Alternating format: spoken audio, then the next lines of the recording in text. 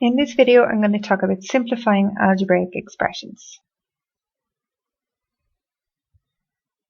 So let's first look at some of the important words. If we take 3x squared plus 2x minus 5. So a collection of terms like this is an expression. So Sloinn ailgéabar. So if an expression is a collection of terms, then 3x squared, 2x and minus 5 are the terms. So in this expression we have three different terms. The next word that we're going to talk about is the variable. So in this expression we have one variable, and that's x. So even though we have x squared and x, we still just have one variable. And the word for that is ailgéabar. If something varies, it changes. And the same for the word ailgéabar. Okay, we have something that changes. The only thing that changes in this, 3 doesn't change, 2 doesn't change, minus 5 doesn't change. Okay, those numbers stay the same. But those terms that have x in them will change depending on what x is.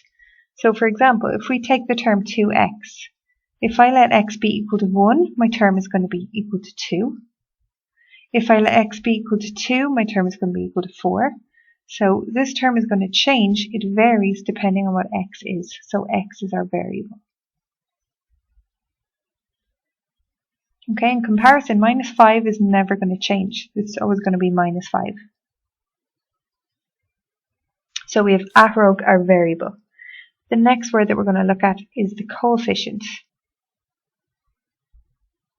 So we have two coefficients in this expression, 2 and 3. 2 is the coefficient of x, 3 is the coefficient of x squared.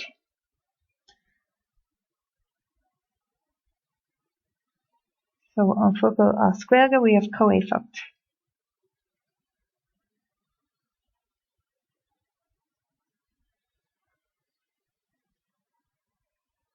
And again, ailgéabar we have coefficient. The last term then that we're going to look at is the constant. So as I mentioned before, minus 5 is the only term that is not going to change because it's not dependent on a variable. So this is our constant. So ailgéabar we have tairseach, so that's our constant. So it is important to understand the meanings of the words to be able to identify variables, coefficients, and also when it comes to project maths, when you need to explain the reason how you got an answer or why you got a certain answer, it's much easier to do when you have the correct vocabulary to use. Moving on then to simplifying expressions.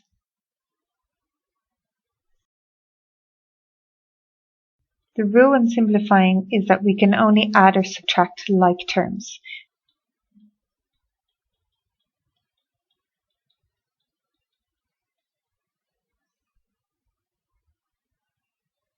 So let's look at an example to see how this rule works.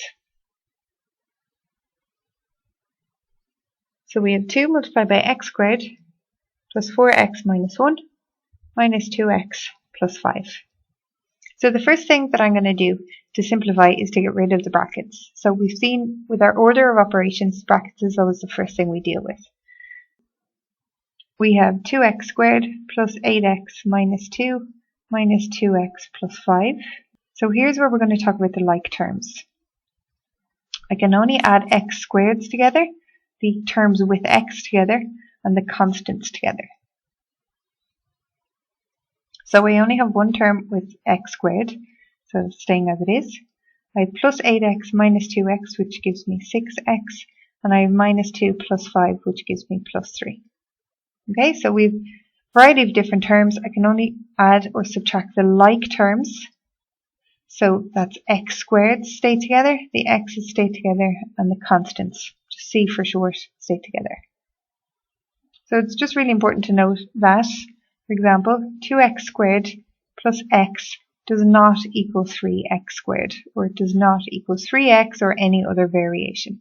So just make sure that you're sure about which terms you can and cannot add or subtract. Now this rule doesn't apply to multiplication.